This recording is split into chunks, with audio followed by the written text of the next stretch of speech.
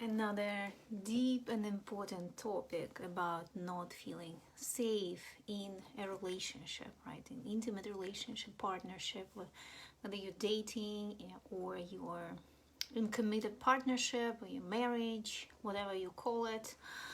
And what I want to share with you today is the reasons why most people in our society and our cultures don't feel safe in a relationship on a deeper level, especially when you start doing your deep inner work.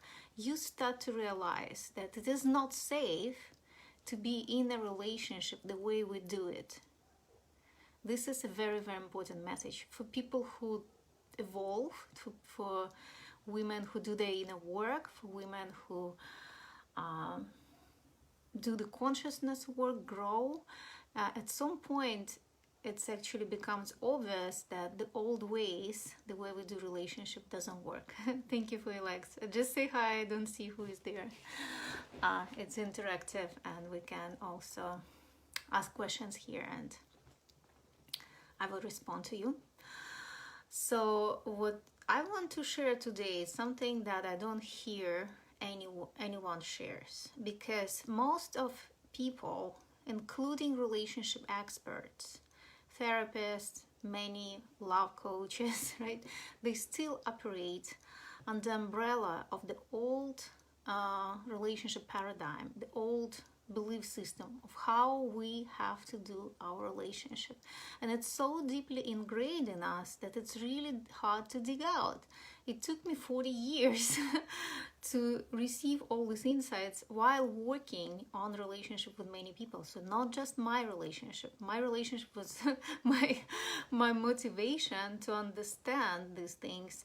But I've been working with so many people and there are very similar threads, energetic patterns that show up, and the way people feel emotionally as well, that I have no doubts that the reason is what I'm gonna share with you today.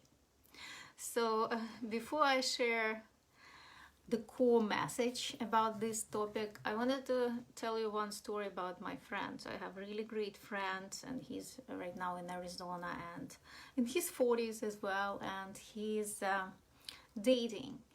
And recently I asked him how is the dating life. He was a bit terrified to come back to a really serious committed relationship, though great person, like really great friend, very supportive, beautiful friendship I have with this person. Anyway, so he said he started to date and he went to see this woman, and there were like 4 dates.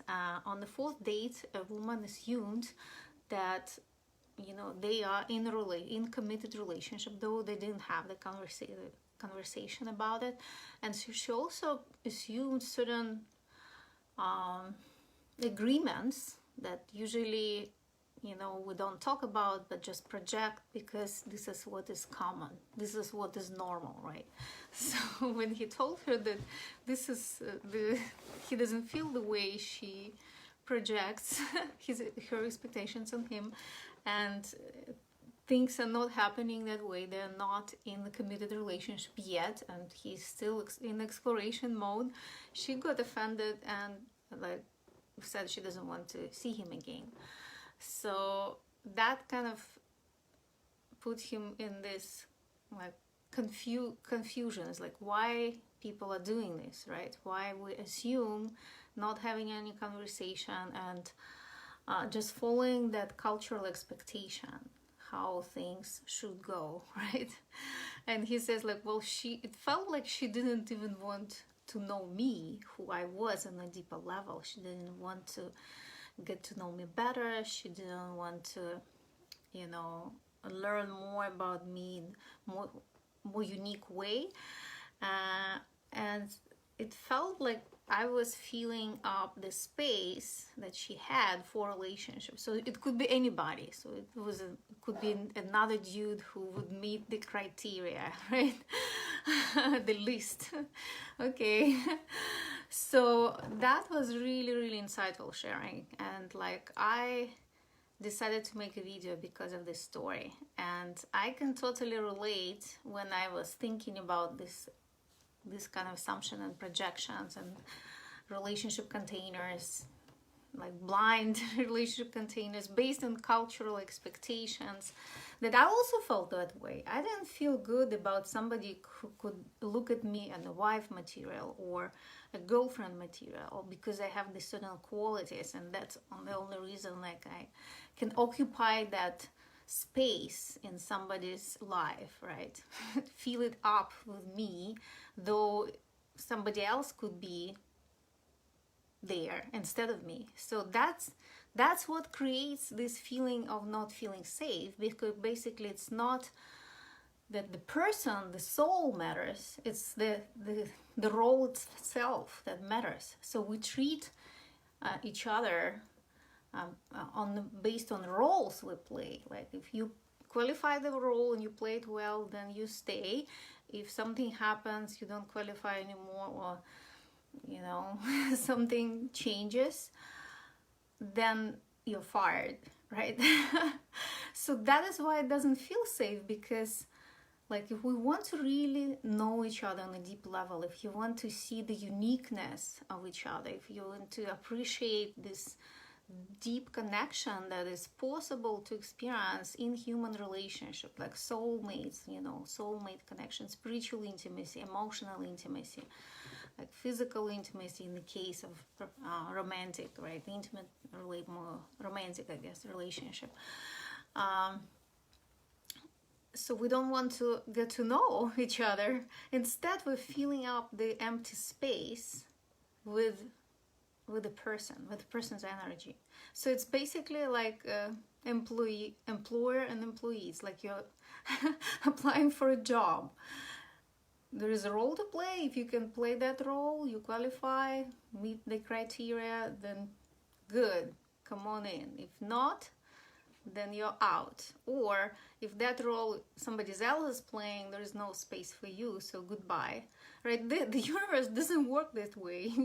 The only time when people actually experience and appreciate each other on a deeper level and see the uniqueness of each other's souls, and all the energetics about us, of who we are as beings, when we fall in love, right? This is when we like lose that list. We're not looking to check all this list, all this criteria, right? Because we feel so strongly, right? And then when we get married, for example, we forget to treat that person the same way, in a sacred way, in a beautiful way, in a unique way, and appreciate their free will as well, right? And not to treat them like employee, And this is also how we treat each other. Like, let's say people get married, they fall in love, they get married, everything's going well, then life is getting hard, lots of challenges, and people hurt each other because of certain situations.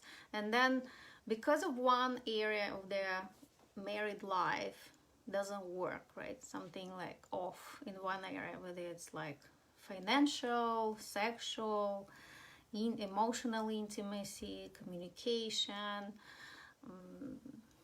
parenting, lifestyle, so many different health, so many different things, right? You pull one thread and everything falls apart. And what can we do to get divorced and break up? Instead of seeing all these areas as separate and have separate agreements about each area, so they are not linked together in this trapped container, right? So that's what I work on with people, like creating the relationship containers that are freeing, that make you freer, that maybe make you more empowered and true to yourself, and there is space for growth from who you are, and treating each other as souls, as beings, as somebody who cannot be replaced. That feels safe to me. That's the relationship I want to have. That's the relationships I'm focusing on building. And friendship, by the way, is the foundation for all relationships. All relationships. Even with your children, you want to have that kind of foundation of feeling of friendship, so you can talk to them. Yes, you're still like a parent and authority, and at the same time you want to have open-hearted conversation with your children as well. So friendship, the qualities of friendship is the foundation of everything. And when you have a friend, you're not like breaking up or divorcing them. I mean, there are of course situations when that is necessary, things happen, but in most cases we don't need to treat each other like black and white. We don't need to treat each other based on the role we're playing, or the vacancy we have in our life, that somebody fills up and then it's empty, then somebody come in. We can create space for people who matter to us, and for people who we care about, for people with we have that deep connection. And if somebody shows up out of blue, this is how in the universe usually designs life. Things happen out of blue, not when you're specifically looking for it.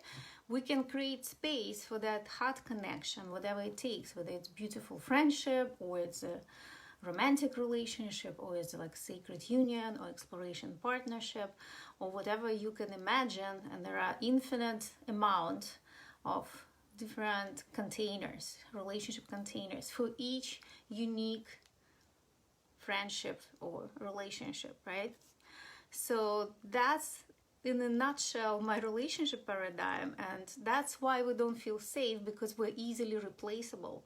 Like it doesn't feel good, especially if somebody is like the core person in your support system, right? Let's say your husband or your boyfriend, and you rely on them, you know, in so many ways, and maybe you don't have extensive support system, right?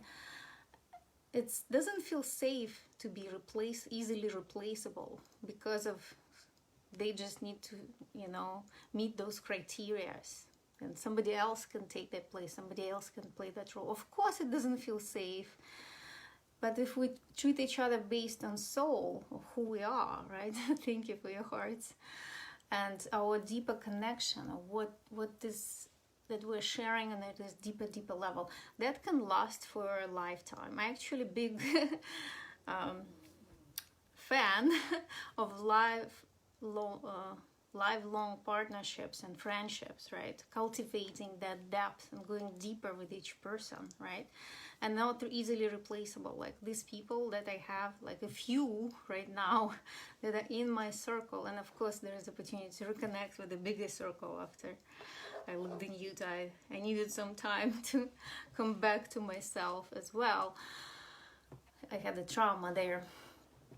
So these people are not replaceable. I can't replace them with somebody else who meets this criteria, right? They're unique and amazing souls that I love, and I feel, you know, if I lose them, that is a huge loss, right? That's where we go through grief process when we lose somebody who's connected to us this way. Soulmates, right? There can be soulmate tribe.